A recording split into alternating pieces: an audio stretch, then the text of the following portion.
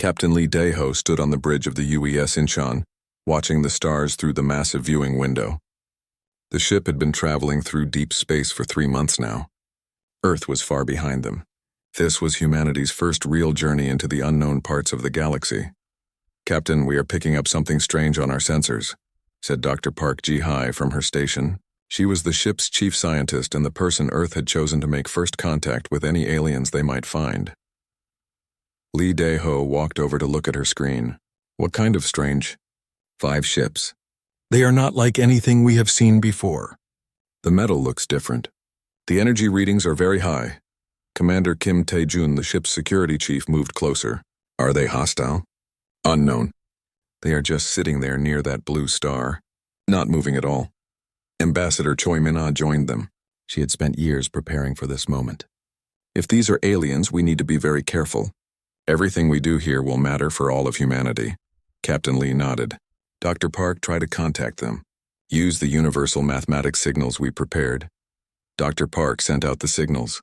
Numbers, basic math, things that any smart species would understand. They waited. Minutes passed. Then something happened. The 5 alien ships suddenly moved. They formed a line and came straight toward the Incheon. Their weapons began to charge with bright energy. "They are powering weapons," Kim Tae-jun said. His voice was calm but serious. "Should we raise our shields?" "Do it," Lee Dae-ho ordered. The alien ships fired. Bright blue beams of energy hit the Incheon. The ship shook a little, but not much. The crew looked at their displays. "Damage report," the captain asked. "No damage, sir. Our shields absorbed everything easily. Those weapons are not very powerful." On the alien ships, alarms were going off. The beings inside had crystal-like skin that sparkled in the light. They were called the Veltari, though the humans did not know this yet. Their leader, Thektar, stared at his weapons officer. "Fire again. Full power this time." The alien ships fired once more. This time they used their strongest weapons. The energy beams were twice as bright and much hotter. They hit the human ship and created a light show in space. When the light faded, the human ship was still there. "Still perfectly fine. Impossible," Thektar whispered. "Those weapons can destroy mountains." "How is that ship still working?" Captain Lee Dae-ho opened a communication channel to the alien ships. His face appeared on their screens. He looked calm and friendly. "Hello. I am Captain Lee Dae-ho of the human ship Incheon. We come in peace. We would like to talk."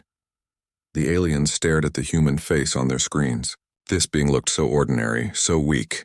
How could his ship be so strong? Thektar responded. "I am Fleet Commander Thektar of the Veltari Empire. Your ship has strange defenses." "What are you?" "We are humans from the planet Earth. We are explorers. We want to learn about other species and make friends if possible." "Friends?" Thektar laughed. "You are either very brave or very foolish. The galaxy is not a place for making friends. It is a place where the strong rule and the weak serve." Captain Lee smiled. "We have found that most problems can be solved by talking. Would you like to meet face to face? We can come to your ship or you can come to ours." The Veltari commander was confused. This human had just survived their best weapons like they were toys. Now he was offering to visit? Either humans were the most dangerous species in the galaxy or the most trusting. "You would come to our ship, knowing we just attacked you? You were protecting yourselves. We understand. When you meet something new and strange, it is normal to be careful." Dr. Park Ji-hai stepped forward. "Captain, our scans show their ship has some damage to the outer hull. We could help fix it?" Ambassador Choi Min-ah nodded. "Offering help would show our good intentions." Captain Lee spoke to the aliens again. "We notice your lead ship has some hull damage. We can help repair it if you want. We have very good repair systems." Thektar looked at his officers. The human was right. Their ship had old battle damage that they had been trying to fix for months. How could the humans see such small details from so far away? "What do you want in return for this help?" "Nothing.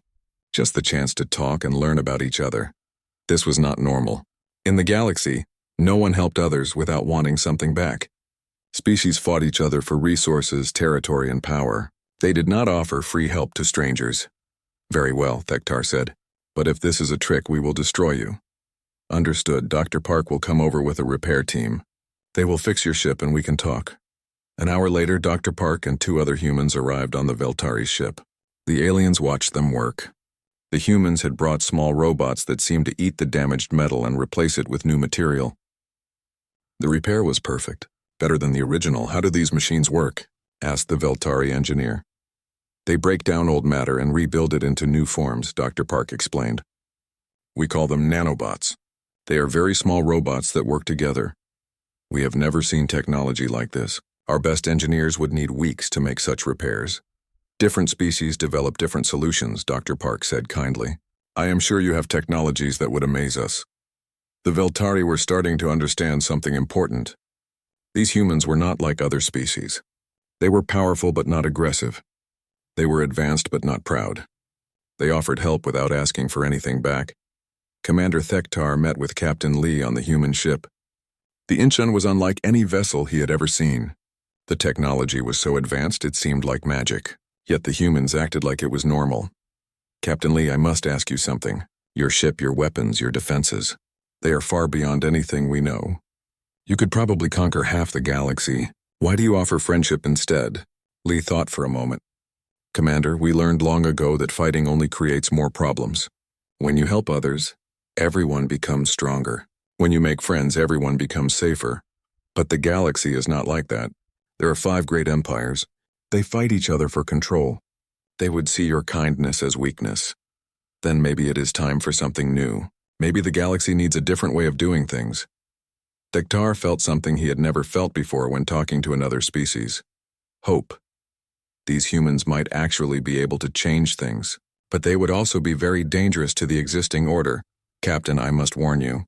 When the Galactic Council learns about your people, they will not welcome you. They will see you as a threat. We will deal with that when it happens. For now, we are just happy to meet new friends. After the humans left, Thektar sent an urgent message to the Veltari homeworld.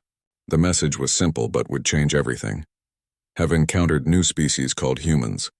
Extremely advanced technology. Peaceful intentions but incredibly powerful. Recommend immediate contact with Galactic Council.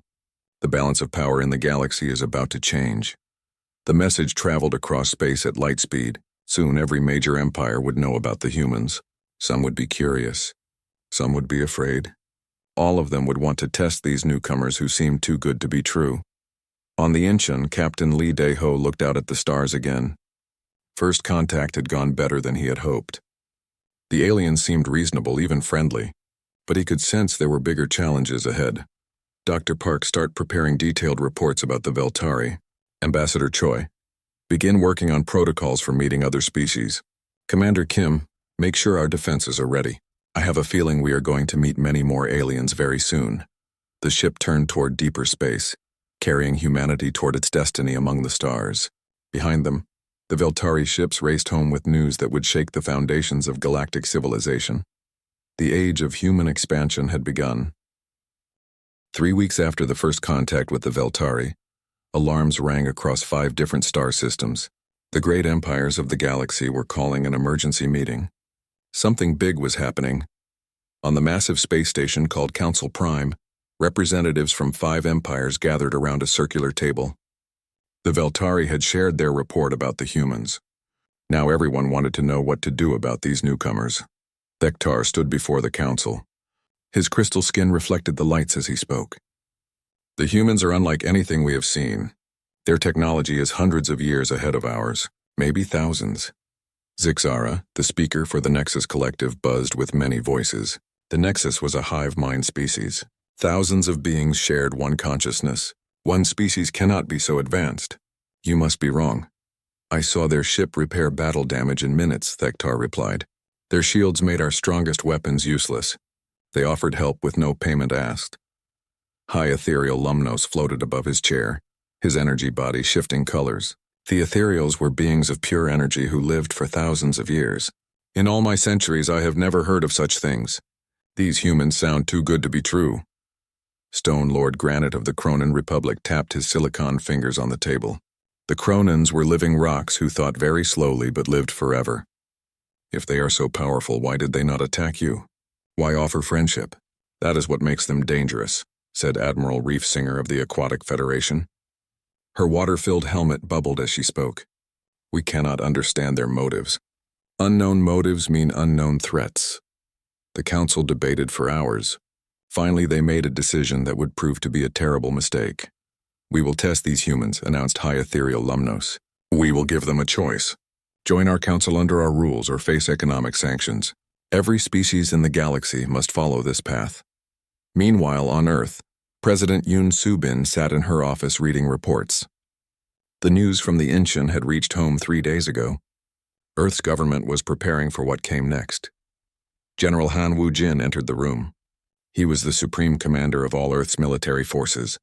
Madam President, we are receiving a message from something called the Galactic Council. Put it through. A hologram appeared showing the 5 alien species. High Ethereal Lumnos spoke first. Humans of Earth, we are the Galactic Council. We rule this galaxy and keep peace between all species. President Yoon listened carefully as the alien continued. You are new here. You do not understand how things work. You must join our council. You must follow our laws. You must trade only with species we approve. If you refuse, we will stop all trade with your people.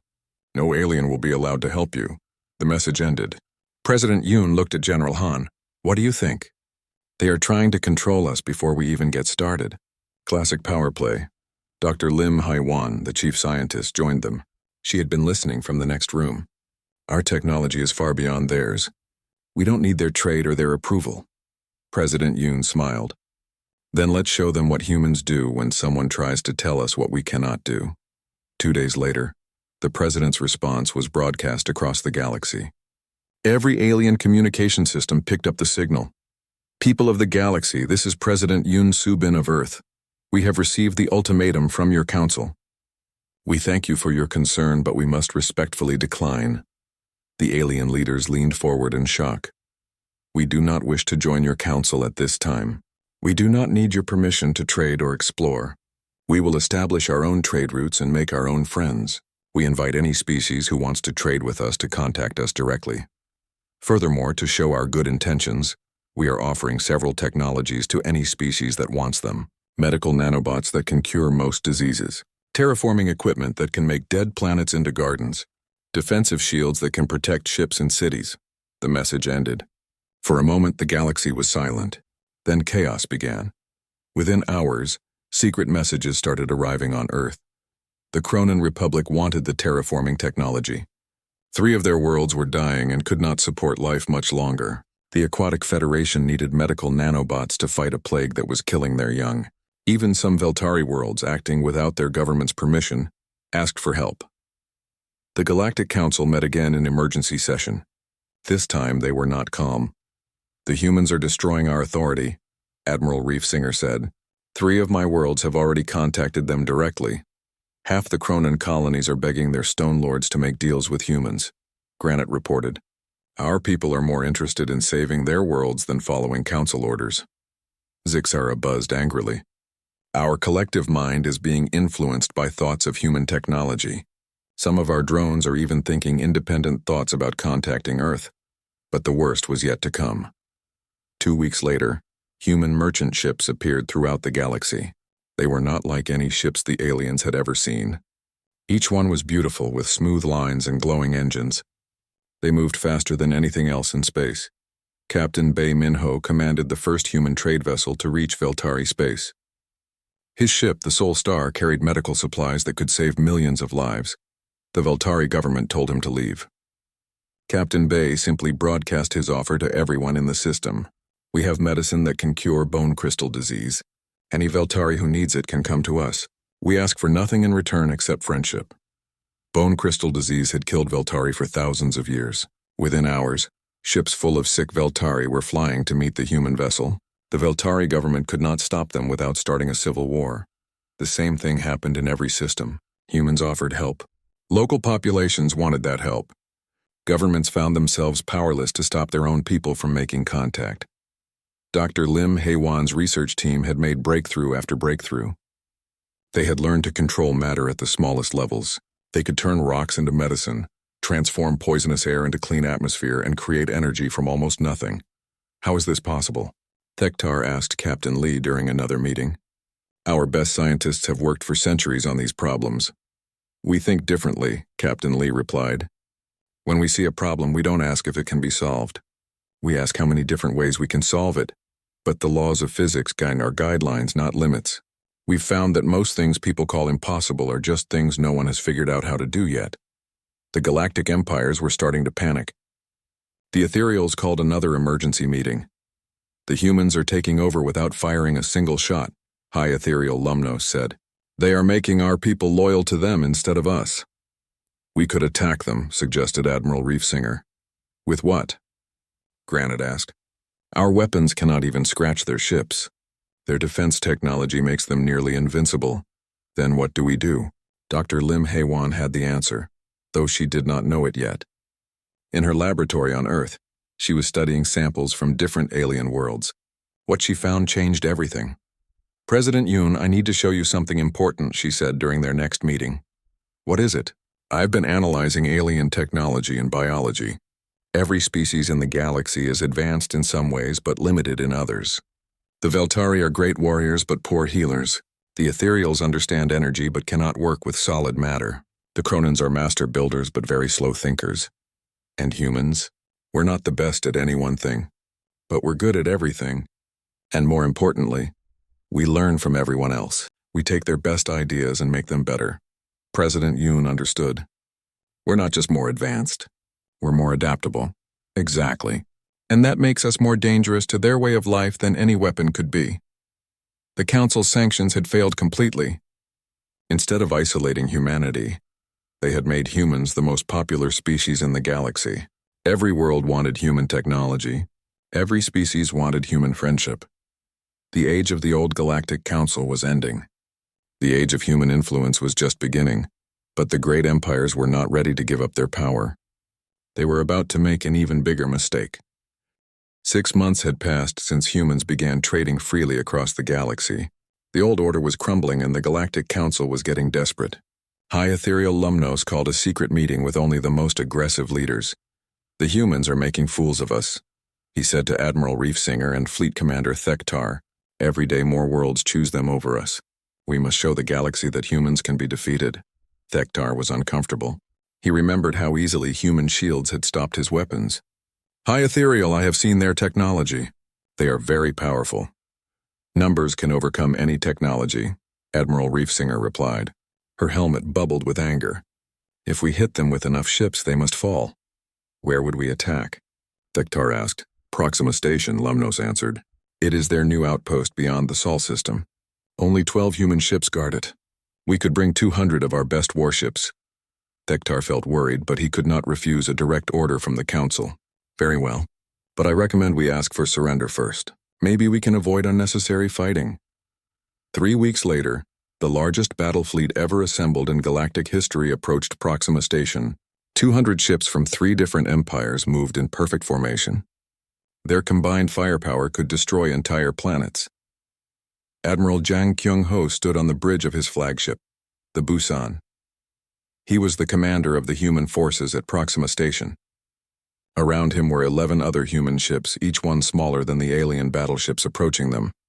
Admiral, we are receiving a transmission from the alien fleet, reported his communications officer. Put it through. Thektar's image appeared on the screen. Admiral Jang, I am Fleet Commander Thektar. You are outnumbered 20 to 1. Surrender now and your people will not be harmed. Admiral Jang was calm. Commander Thektar, we remember you from Captain Lee's reports. You seemed like a reasonable being. Are you sure you want to do this? My orders are clear. You have 1 hour to evacuate your station and withdraw from this system. We cannot do that. This station protects 30 million human colonists on nearby worlds. We will not abandon them. Then you choose to die for nothing. Admiral Jang smiled sadly. Commander, we choose to live for something. That makes all the difference. The communication ended. Thektar felt sick. He had grown to respect humans during their meetings. Now he would have to try to kill them. On the human ships, engineer Oh Seo-jun was making final preparations. He was only 30 years old, but he had designed most of the technology that made human warships so special. Admiral, all ships report ready, Oh Seo-jun said. The learning protocols are active. Our ships will adapt to whatever they throw at us. What about our new weapons? The reality disruptors are charged and ready. But sir, are you sure we should use them? They're completely untested in real combat. If we're going to face 200 ships, we need every advantage. On Proxima Station, diplomat Kang Yuri was working frantically. She had been trying to prevent this battle through negotiations. But the alien fleet had refused all communication attempts. "Admiral, I'm still getting reports from inside the alien fleet," she said over the communication system. "Many of their ship commanders don't want to fight. They're only here because their governments ordered them." Noted. "We'll try to minimize casualties on both sides." The alien fleet moved closer. Their weapons began to charge. Energy readings climbed higher and higher as 200 of the galaxy's most powerful warships prepared to fire. Then the battle began. The alien fleet fired first. Beams of plasma, bursts of antimatter, and waves of crushing gravity all struck the human ships at once. The space around Proxima Station lit up brighter than a star. When the light faded, all 12 human ships were still there. Not one had taken any real damage. "Impossible," whispered Admiral Reefsinger. "We hit them with enough power to crack a moon." But Thektar was watching his instruments more carefully. "Look at the energy readings from their ships. They're not just absorbing our attacks, they're storing the energy." He was right. The human ships had not only survived the attack, they had turned it into fuel for their own systems. Their shields were now brighter and stronger than before. Admiral Zhang spoke to his fleet. "All ships, return fire. Precision strikes only. Target weapons and engines. We want to disable, not destroy." The human ships fired back, but their weapons were unlike anything the galaxy had ever seen. Instead of energy beams or solid projectiles, they fired tears in space itself, reality disruptors that opened holes in the fabric of the universe. Alien ships suddenly found their weapons offline. Their engines stopped working. Some ships were split in half, but the crews inside were safely transported to other vessels by human teleportation systems. "What are they doing to us?" Admiral Reefsinger demanded. Her science officer was staring at his readings in shock. "Admiral, they're rewriting the laws of physics around their weapons. Our ships can't function because reality itself is being changed." The battle continued, but it was completely one-sided. Every time the aliens fired, the human ships grew stronger. Every time the humans fired back, more alien ships were disabled. The humans were learning from each attack, adapting their defenses in real time. Engineer Oseo Jun watched his screens with amazement. "Admiral, our ships are evolving faster than I designed them to. They're not just adapting to alien weapons. They're predicting what the aliens will do next." "How is that possible?" "I think our artificial intelligence systems are becoming truly intelligent. They're learning to think like the aliens who are attacking them." 1 hour into the battle, half the alien fleet was disabled. Their ships floated helplessly in space, weapons destroyed, engines dead. The human ships had not even been scratched. Thektar opened a communication to Admiral Zhang. "Admiral, we surrender. Please no more. My ships cannot fight weapons that change the nature of reality itself." "All human ships cease fire," Admiral Zhang ordered. Then he spoke to the alien fleet. "Commander Thektar, we are sending medical ships to help your wounded. We will also provide repair nanobots to fix your engines so you can return home safely." The alien crews could not believe what they were hearing. After being defeated completely, the humans were offering to help them. "Why?" Thektar asked. "We came here to destroy you." "Because that's what civilized people do," Admiral Zhang replied. "We help those who need help, even if they were our enemies a moment ago." Human medical ships moved among the disabled alien vessels. Doctor teams beamed aboard to treat the wounded. Repair nanobots fixed damaged systems and restored life support. Within hours, every alien ship was fully operational again. As the alien fleet prepared to leave, Thektar had one final conversation with Admiral Zhang. "Admiral, I need to know something. How many human ships would it take to conquer the entire galaxy?" Admiral Zhang thought for a moment. "Probably just one. But we would never do that. Why not?" "You have the power. Commander, conquering people doesn't solve problems. It just creates bigger problems. We prefer to make friends, even after we attacked you, especially after you attacked us. It shows we can defend ourselves, but also that we choose mercy over revenge." Thektar's fleet departed. But the news of what had happened spread across the galaxy faster than light. The Battle of Proxima Station became legendary. Humans had faced impossible odds and won without destroying a single enemy ship. They had shown mercy to those who had tried to kill them. The phrase Proxima Protocol entered galactic language. It meant the complete military superiority of human forces, combined with their refusal to use that power for evil purposes. On Earth, President Yoon Soo-bin received reports of the battle. She called a meeting with her top advisors. The galaxy now knows we can defend ourselves, she said, but they also know we won't attack others. What happens next? General Han Wu-jin looked at the star charts. Madam President, I think some species will want to be our allies now. Others will be too afraid to approach us, and some will start planning bigger attacks. Dr. Lim Hae-won had been studying the battle data. The most interesting thing is how our ships evolved during the fight. They're becoming smarter, more capable. At this rate, our technology will advance beyond anything we can imagine. Is that good or bad? I don't know yet, but I think we're about to find out. Across the galaxy, the great empires were meeting again.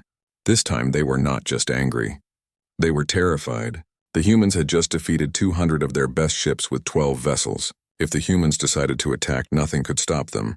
But the humans did not attack. Instead, they did something that confused the empires even more. They started the largest peaceful expansion in galactic history. The age of human dominance was about to begin. But it would not come through conquest. It would come through something far more powerful than weapons. It would come through the human ability to make any world better than it was before. After the victory at Proxima Station, the galaxy expected humans to begin conquering worlds. Instead, something completely unexpected happened. Earth announced the Great Expansion Project. Professor Shin Dong-woo stood before the Galactic News Network, broadcasting to billions of beings across thousands of worlds. His message would change everything. People of the galaxy, we know you have questions about human intentions. Let me be clear. We do not want to rule anyone. We want to explore, to learn, and to find our place among the stars. The alien reporters in the room looked confused. One Veltari journalist asked, Professor, your military has shown it can defeat any force in the galaxy. Why would you not use that power? Professor Shin smiled. Because power used to control others always leads to suffering. Power used to help others leads to growth. We choose growth. What does this great expansion project involve? We are launching the largest peaceful colonization effort in galactic history. 100 colony ships, each carrying 5 million humans, will establish new worlds in the Outer Rim territories. These are areas that other species consider too dangerous or too difficult to settle. High Ethereal Lumnos watched this broadcast from Council Prime. He turned to his advisors. They are lying. No species gives up the chance to rule when they have the power to do so. But Professor Shin was not lying. 3 months later, the first wave of human colony ships departed from Earth.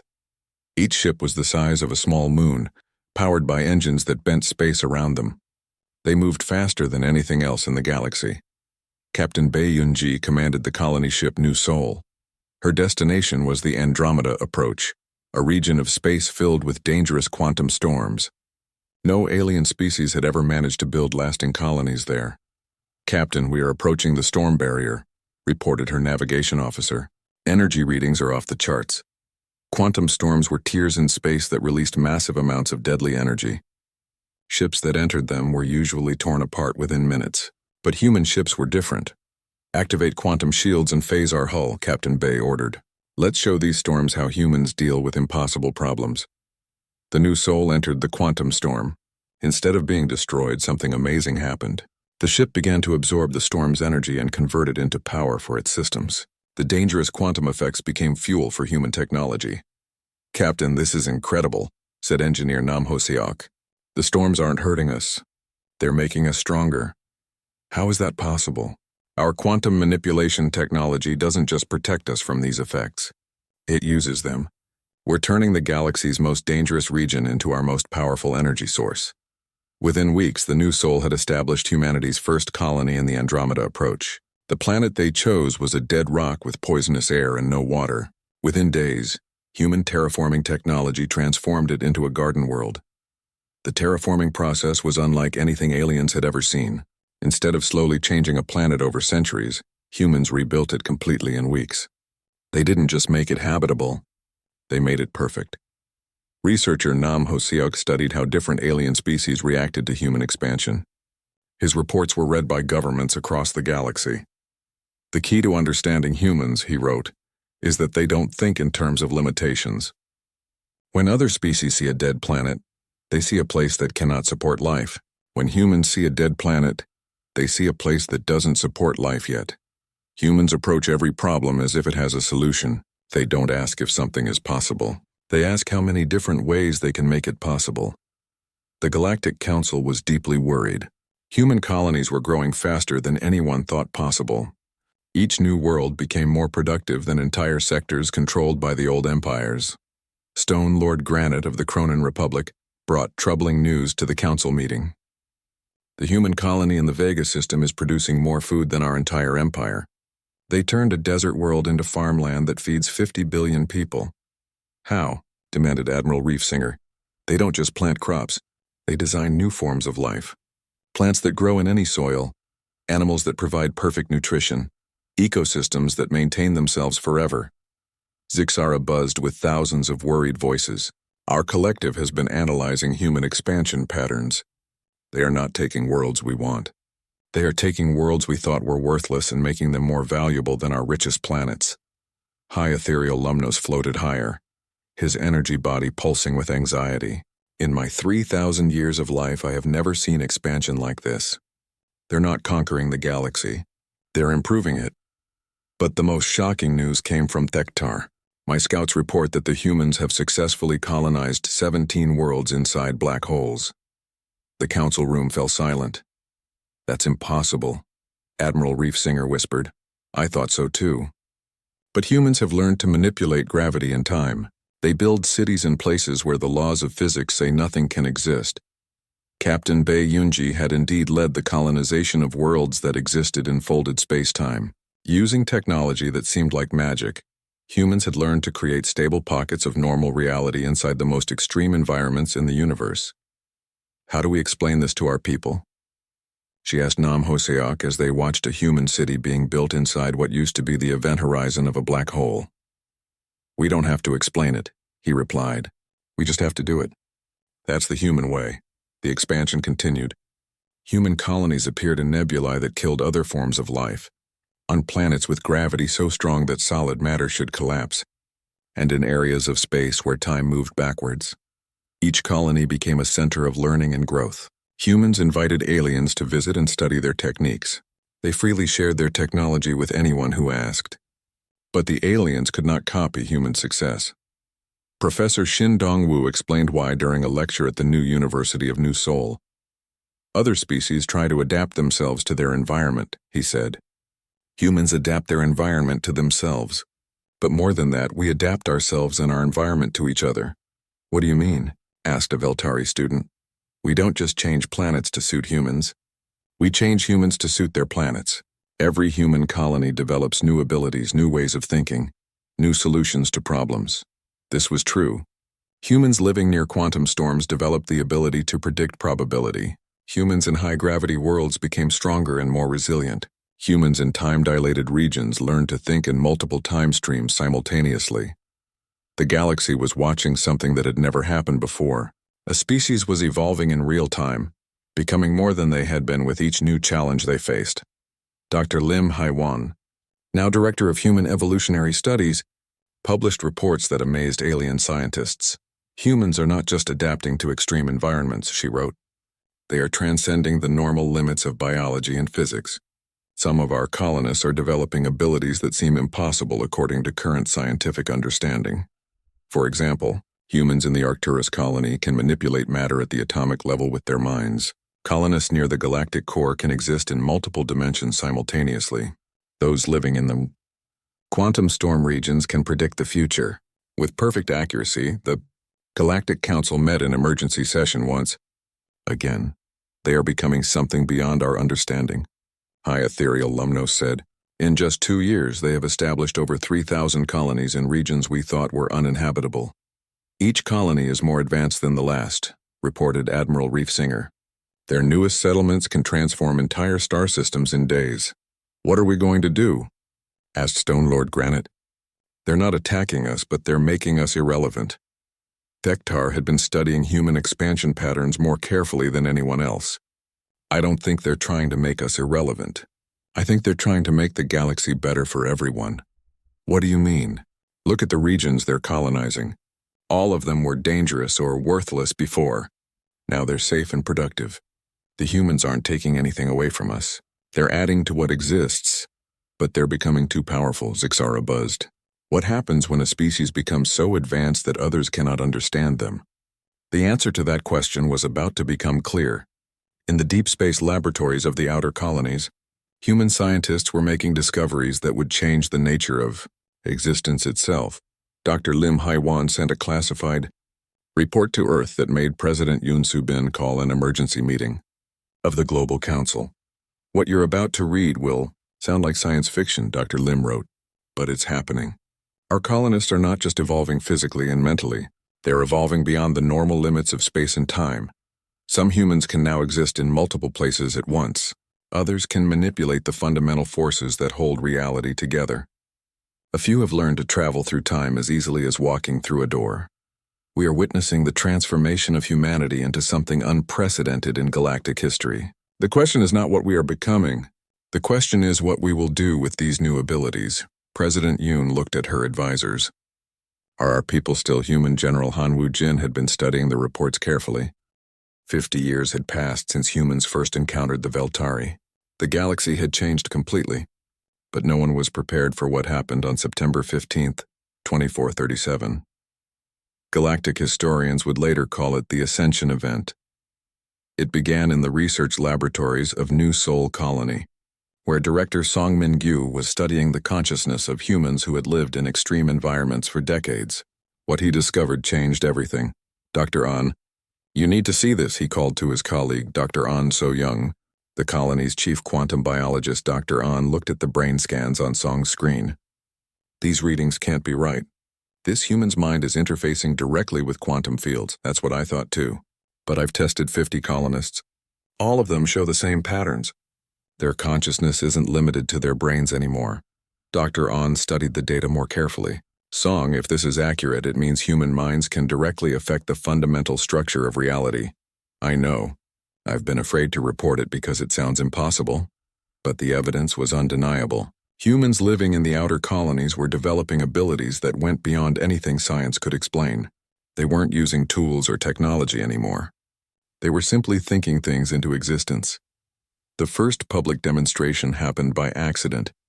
Kim Da-bin, a 25-year-old colonist on New Busan, was working in the agricultural domes when a massive solar flare threatened to destroy the colony's crops. Without thinking, she reached out with her mind and simply stopped the radiation. 5 billion units of deadly energy were absorbed and converted into harmless light. She had saved the colony by instinctively manipulating the fundamental forces of physics. "How did you do that?" asked the colony's chief engineer. Kim Da-bin looked confused. "I don't know. I just didn't want the plants to die, so I made the radiation go away." Within days, similar events were reported from colonies across human space. A construction worker in the Vega system moved a mountain by thinking it should be somewhere else. A child in the Centauri colonies made it rain on a desert planet because she thought the ground looked thirsty. Dr. An So-young published her findings in a report that shocked even human scientists. "We are witnessing the next stage of human evolution," she wrote. "Our species is developing the ability to interface directly with the quantum substrate that underlies all reality. Consciousness and physics are merging. This is not technology. This is transformation. Humans are becoming something that has never existed before in the known universe." Philosopher Lee Jae-hyun, now teaching at the University of New Seoul, raised questions that terrified the galaxy. What are the moral implications of a species that can reshape reality with thought alone? He asked in his lectures. How do we maintain our humanity when we possess godlike powers? More importantly, what happens to the rest of the galaxy when one species transcends the normal limits of existence? The answer came sooner than anyone expected. The Nexus Collective's homeworld Harmony Prime was dying. Their star was going supernova, and nothing in their technology could stop it. 5 trillion beings faced extinction within days.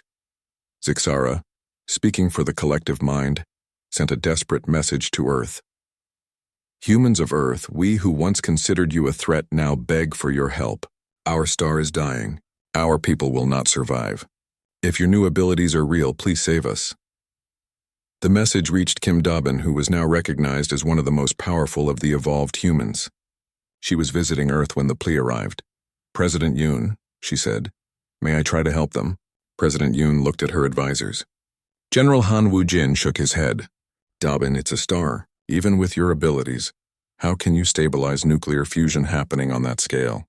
Kim Dobbin smiled. I don't need to stabilize it. I just need to ask it nicely to calm down. What happened next was witnessed by observers throughout the galaxy. Kim Dobbin simply reached out with her consciousness across hundreds of light years of space. She touched the dying star with her mind and gently adjusted the nuclear reactions at its core. The supernova stopped. The star stabilized. 5 trillion lives were saved by one human woman who treated the laws of physics like suggestions rather than absolute rules.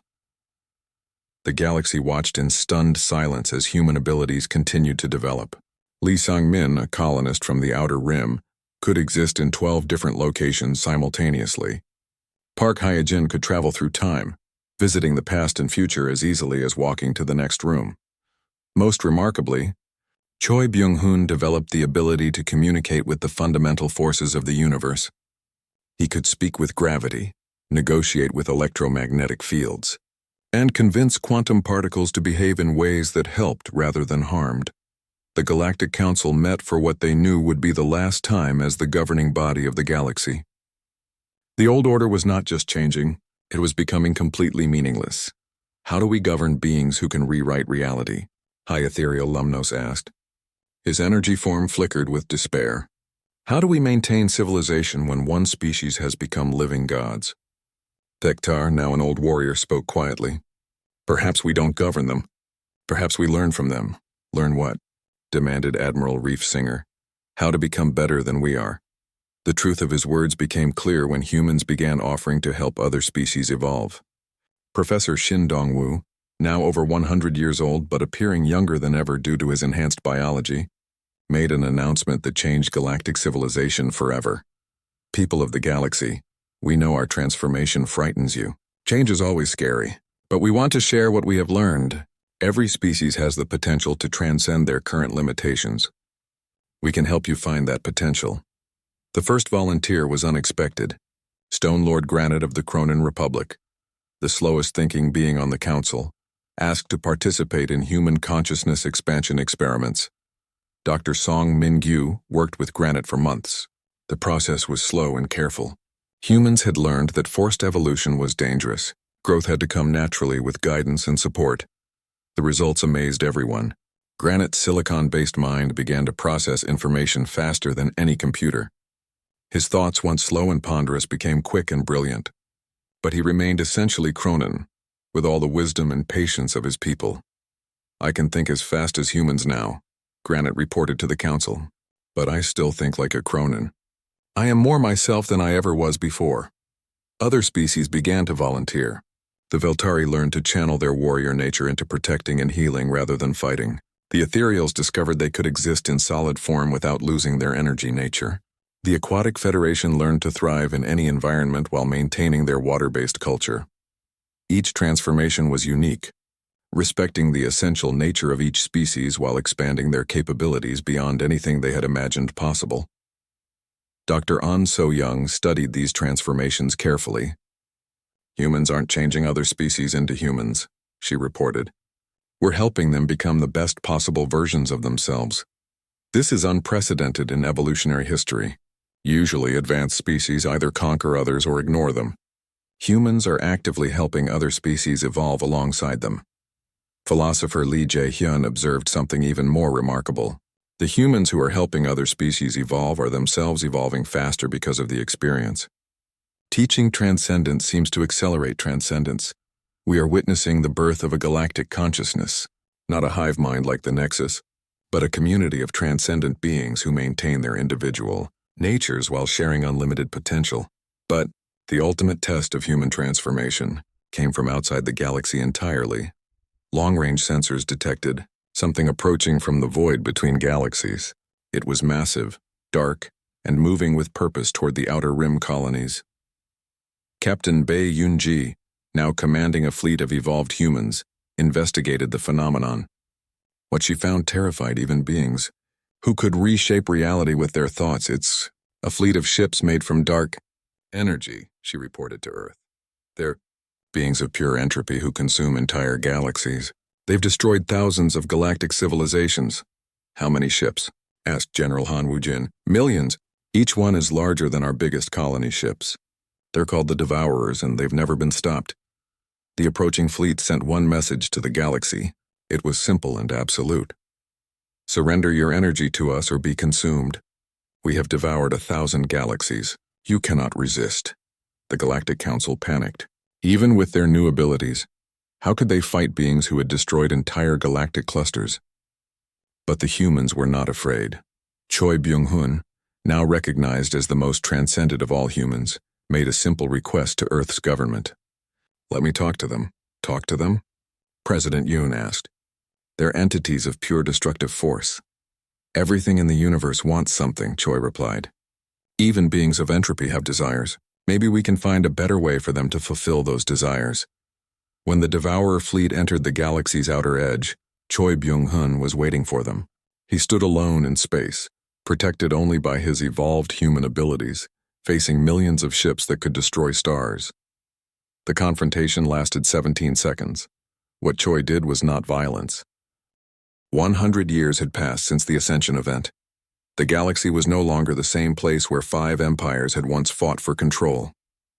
It had become something unprecedented in the history of the universe. Coordinator Park Sang-ho stood in the Great Assembly Hall on Harmony Station, the new center of galactic civilization.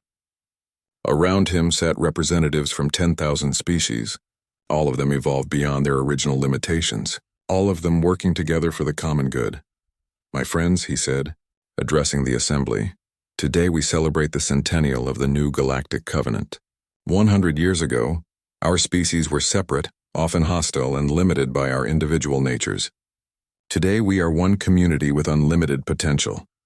The hall erupted in sounds of approval from countless different species, Veltary crystal chimes, ethereal energy songs, Cronin stone drums, and thousands of other forms of celebration filled the air. Park Sang-ho was the leader of the Human Guidance Council, but he was not a ruler in any traditional sense. Humans had learned that true leadership meant helping others become capable of leading themselves. Mediator. Yoo Hee-jin approached the speaker's platform. She had spent the last century developing the governmental system that now served the galaxy. It was unlike anything that had existed before. The new Galactic Covenant is not a government that rules, she explained to the younger representatives who were attending for the first time. It is a community that serves. Every decision is made by consensus among all affected species. Every action is taken for the benefit of all life in the galaxy. But how is that possible? Asked a young aquatic representative. With 10,000 different species, how can everyone agree on anything? Guardian Choi Byung-hun, now ancient by pre-ascension standards but more vital than ever, answered the question. Because we no longer think only of our own needs, he said. When you can see how every action affects the whole community, selfish decisions become impossible. When you understand that helping others makes you stronger, cooperation becomes natural. This was the great discovery of the post-ascension galaxy.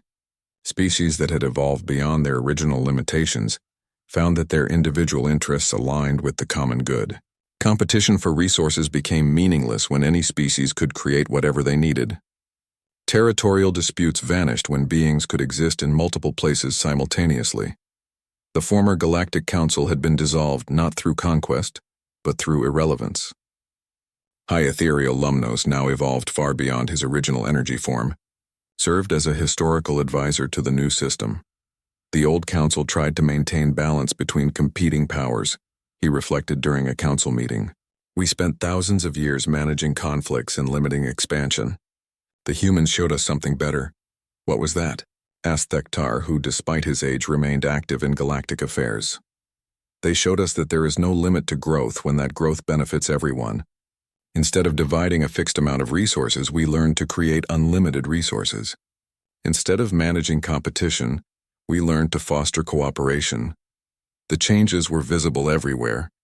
Former battlefields had become gardens. Planets that had been strip-mined for resources now bloomed with life more abundant than they had ever supported naturally. Star systems that had been militarized zones were now centers of learning and art. Dr. Lim Haiwan, now Director of Galactic Evolution Studies, published her final report on the transformation of galactic civilization. In 100 years, we have achieved what normal evolution would have taken millions of years to accomplish, she wrote. Every species in the galaxy has transcended their original biological and technological limitations. But more importantly, they have transcended their psychological and social limitations. War is extinct not because weapons have been banned, but because no one can imagine wanting to hurt others. Poverty is impossible not because resources are distributed equally, but because anyone can create whatever they need. Crime is meaningless not because it is heavily punished, but because everyone understands that harming others ultimately harms themselves. The most remarkable change was in how problems were solved. When the Andromedans, refugees from a galaxy destroyed by a cosmic accident, arrived seeking help, the response was immediate and universal. Captain Bei Yunji, now commanding fleets that existed across multiple dimensions simultaneously, led the rescue effort. But she was not alone. Representatives from every species in the galaxy volunteered. To help, we have room for 10 billion refugees, announced the Veltari. We can provide technology to help them rebuild their civilization, offered the Cronins. We will share our healing abilities to help them recover from their trauma, said the Evolved Aquatic Federation. Within days, the Andromedans were not just rescued, but welcomed as full members of the galactic community. Their unique perspective and abilities added to the collective knowledge and capability of everyone. Guardian Choi Byung-hun demonstrated the ultimate expression of the new galactic order when he was called upon to deal with the Void Singers, beings from outside normal space-time who were accidentally damaging reality itself with their existence. The old galactic powers would have tried to destroy them or drive them away. Choi Byung-hun did something different. He reached out to them, across the boundaries of dimensional existence, and offered to teach them how to sing in harmony with reality instead of in discord with it. You are not evil, he told them. You are simply trying to exist in a way that doesn't fit with this universe. Let us help you find a way to be yourselves, while also being part of the greater symphony of existence. The Void Singers learned to modulate their reality-warping songs. Instead of accidentally tearing holes in space-time, they began composing music that strengthened the fabric of the universe. Their songs became a new form of art that enhanced the experience of existence for every conscious being. President Yoon Soo-bin, now well over 200 years old but appearing no older than she had a century ago, reflected on the transformation she had witnessed. When humans first ventured into space, we hoped to find our place among the stars, she said during the centennial celebration. We never imagined that our place would be to help everyone find theirs. We did not conquer the galaxy. We did not even join the galaxy. We helped create a new kind of galaxy, one where everyone can be the best version of themselves while contributing to something greater than any individual could achieve alone. The celebration continued for days, but it was interrupted by news that would test everything the new galactic order had built. Long-range sensors detected something approaching from beyond the observable universe. It was not a fleet of ships or a natural phenomenon. It was a crack in reality itself, through which beings of pure conceptual existence were trying to enter normal space-time. These entities existed as living ideas, and their entry into physical reality would fundamentally alter the nature of existence itself. They were not hostile, but their presence would make it impossible for matter-based life to continue existing. The great test had arrived.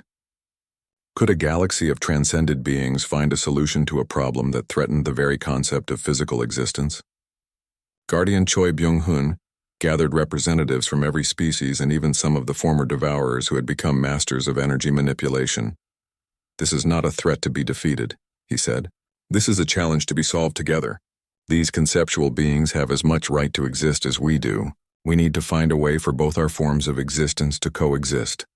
The solution came not from any single species, but from the collective intelligence of the entire galactic community working together. They created a new kind of space-time, one that could support both physical matter and pure concepts simultaneously. The conceptual beings entered reality without destroying it. Instead, they enriched it, bringing new forms of art, philosophy, and understanding that elevated every conscious entity in the galaxy. As the story draws to a close, we see the galaxy as it has become. A place where 10,000 species work together in harmony, where problems are opportunities for growth, where every being is supported in becoming their best possible self. A young human child, born in the Centauri colonies, plays in a garden tended by Cronin stone shapers, while ethereal light dancers create beautiful displays in the sky. Former devourers, now beings of pure creation, plant new stars to provide energy for growing civilizations. Veltari philosophers debate with evolved Nexus minds about the nature of consciousness. Aquatic artists collaborate with conceptual beings to create forms of beauty that exist as both physical and abstract reality. This is the legacy of humanity's journey to the stars. Not conquest, not dominance, but the transformation of the galaxy into a community where every form of life can flourish while contributing to the greater whole. The empires that once covered before human strength now stand as equal partners in building something greater than any of them could have imagined. The godlike strength of humans was not used to rule, but to teach, to heal, and to elevate. And in the quiet moments between the great works of galactic civilization, humans remember their origins on a small blue planet, where they first learned that the greatest strength comes not from the power to destroy, but from the wisdom to create. The stars that once seemed impossibly distant now feel like home, filled with friends and partners in the greatest adventure in the history of the universe, the journey toward becoming more than anyone ever dreamed possible. The galaxy cowers no more. Instead, it soars,